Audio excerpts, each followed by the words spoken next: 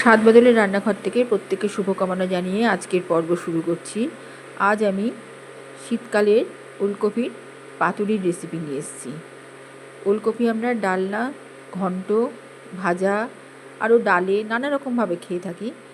আজ আমি ওলকপির পাতুরির রেসিপি নিয়ে এসেছি, দেখতে থাকুন। একটু অন্য রকমভাবে তৈরি করা নিরামিষ আইটেম। নিরামিষের দিনে এটা করে খাবেন, দারুণ লাগবে খেতে। আর একটু আলাদাভাবে তৈরি করা, আমরা সাধারণত যেভাবে পাতুরি করি তার থেকে একটু আলাদাভাবে রান্না করেছি পাতুরিটা।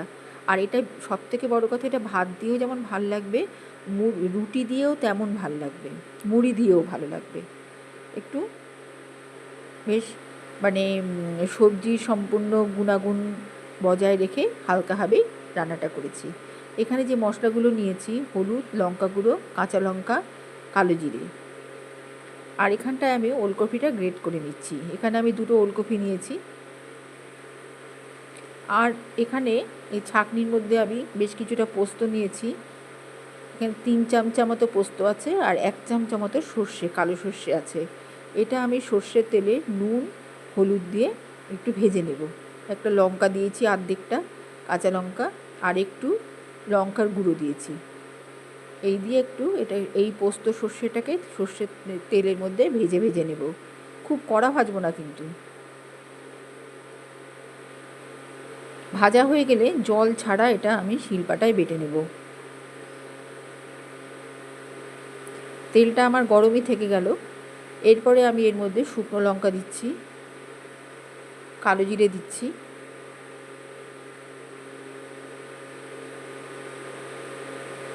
একটা কাঁচা লঙ্কা, এটা ফ্লেভারের জন্য, লবণ,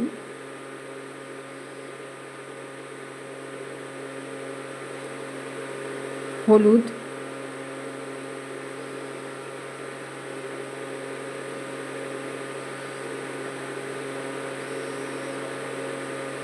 গ্রেট করা আদা,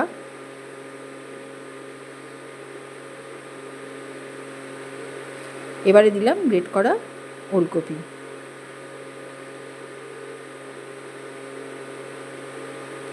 এবার একটু খুব হালকাভাবে কষিয়ে নিব। এমন করে কষাবো যে ওলকপিটার যেন সম্পূর্ণ রস বেরিয়ে না যায়, শুধুমাত্র মশলার সঙ্গে একটু রান্না হয়, একটু মজে আসে আর কি।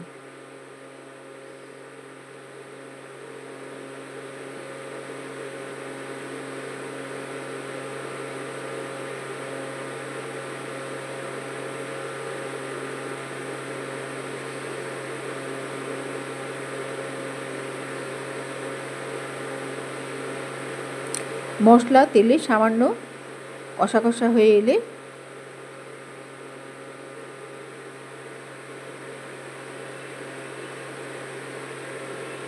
আমি এটা এবার নামিয়ে নেব।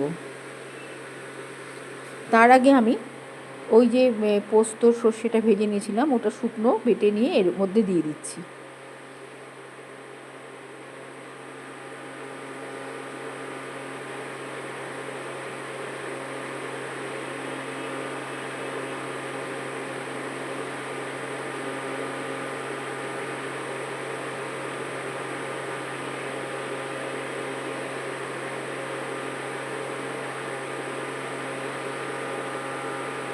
এবারে এর মধ্যে বেশ কিছুটা নারকেলের গুঁড়ো দেবো, আর একটু লঙ্কার গুঁড়ো দেবো।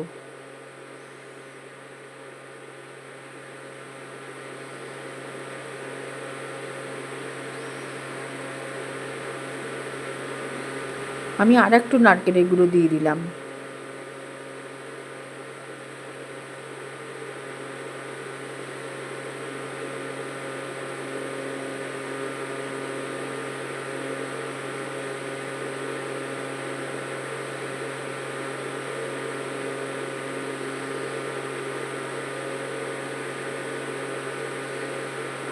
এবারে আমি এর মধ্যে বেশ কিছুটা ধনেপাতা দিয়ে দিলাম। আর দিচ্ছি সরু সরু করে কেটে রাখা বেগুন, আর দিচ্ছি কড়াইশুঁটি।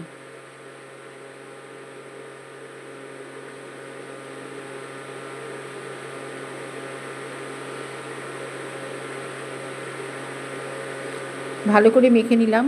প্রচণ্ড গরম, আমি আর হাত দিয়ে মাখতে পারছি না। এবার একটু খুন্তি ব্যবহার করতে হবে এর মধ্যে। খুন্তি দিয়েই আমি একটু মাখিয়ে নিচ্ছি পুরো মিশ্রণটাকে।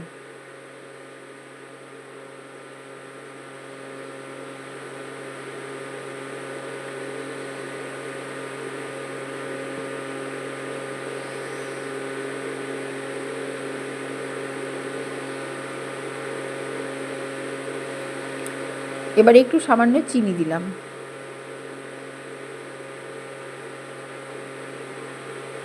এবারে দুটো কলা পাতা কেটে নিয়ে এসে তার মধ্যে আমি একটু চালের গুঁড়ো ছড়িয়ে দিয়ে এই যে মাখা মিশ্রণটা এর মধ্যে দিয়ে দিলাম।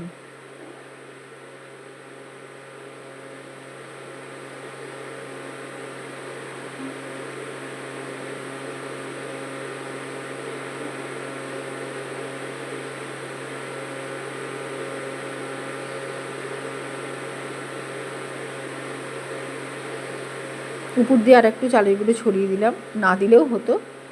এটা আমি সাধারণত জমাট বাঁধানোর জন্যই দিলাম, আর উপর দিয়ে তেল দিয়ে দিলাম।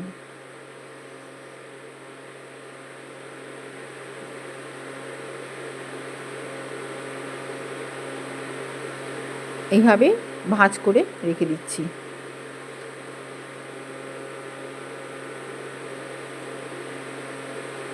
এবার আর একটা বানিয়ে নিচ্ছি।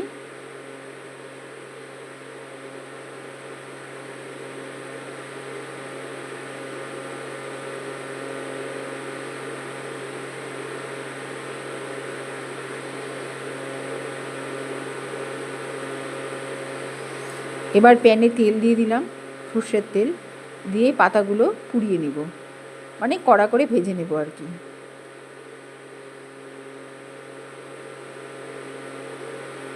পোড়া পোড়া করে নেব, তাতে ভেতরে মিশ্রণটা পুরো সেদ্ধ হয়ে যাবে। একে এটা তৈরি করাই আছে মিশ্রণটা।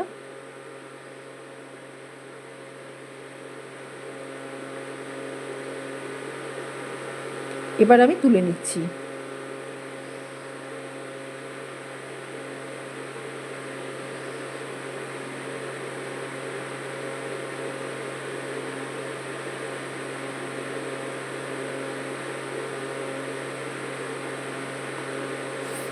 এবার ভাজা পাতাগুলো খুলে দেখানোর পালা। প্রচণ্ড গরম, এই দেখুন কীরকম ধোঁয়া বেরোচ্ছে।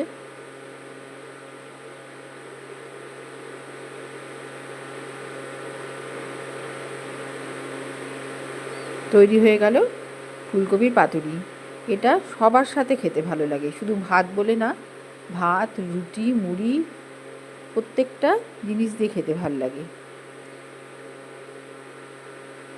এবারে আরেকটু কাজ বাকি, যে কলা পাতা যে ভাজলাম যে তেলটায়, সেই মশলা মাখা তেলটা এই পাতুরির উপর দিয়ে একটু ছড়িয়ে দিচ্ছি।